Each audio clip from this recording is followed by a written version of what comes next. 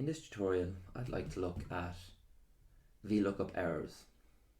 We all know that feeling when you populate the parameters of your Vlookup, you press enter and expect to return a value, but instead you get that dreaded #NA error message.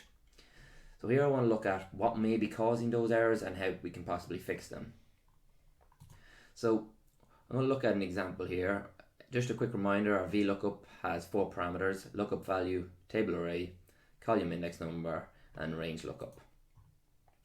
Looking at an example down here, I'm going to return this using a VLOOKUP. I'm going to try and return a sales figure here from this lookup data using the account number or the account name, and I want to return it here in column B. So I'm going to open up my VLOOKUP. My lookup value is what's present in both tables, so that's my account number here, and my table array, that's the data here I want searched. My column index number is what I want returned, so I want sales returned, which is in the second column of my table array, so I simply press 2 there, and I want an exact match, so I'm going to select false in the 4th parameter. So first of all, we can see we've gotten that dreaded error message, and I can see that, well, 10003 is present in my lookup data, so I need to see what's going on here. First of all, it hasn't been found, but we see there's this little error message here, and what we can see is that this 1003, and we can see from up here, is stored as text. So our VLOOKUP is looking for the number 10003, but instead what's present in the table is a text value saying 10003, so our VLOOKUP won't work. So one of the ways we can fix that is with this little error message beside it, there's an option to convert to number, and we can see now that our VLOOKUP will work. So then I want to move on to 1001. I drag that down, and oh, here's the #NA error message again. And again, I can see 1001 is in my lookup data, but it hasn't come true.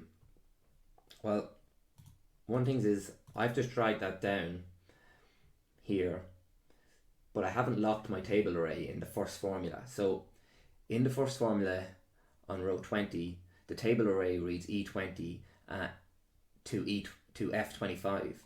But as I dragged that down, that updated to E21 to F26. But the 1001 value is in E20. So what I needed to do was, in the first value, I needed to lock those cells by pressing F4, where I got those dollar symbols around the table array.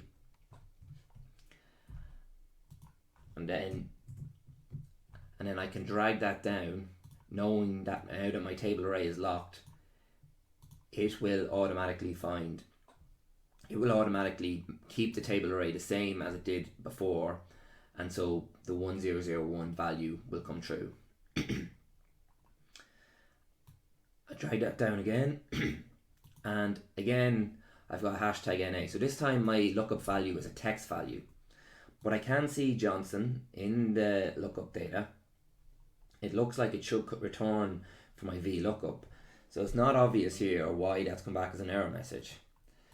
But if I look really closely within the lookup data, and if I click into the value where it says Johnson, if we look up here at the formula bar, there's actually 2 spaces straight after the Johnson name. So hence, my VLOOKUP isn't finding Johnson in the lookup data because it's Johnson plus 2 spaces. So one of the ways we cleanse the data is we could use a proper function or a trim function to make sure those spaces aren't there. But in this instance, I'm going to delete those 2 spaces, and you can see now that the Johnson value has returned.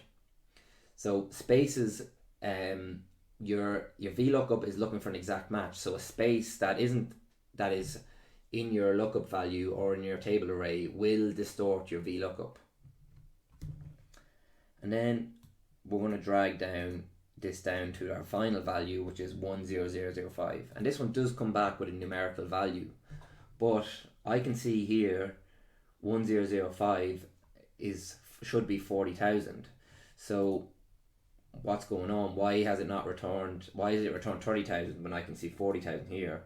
But we can see highlighted here that 1005 is present twice in our lookup data, and by default our VLOOKUP will return the first instance of the lookup value within your table array.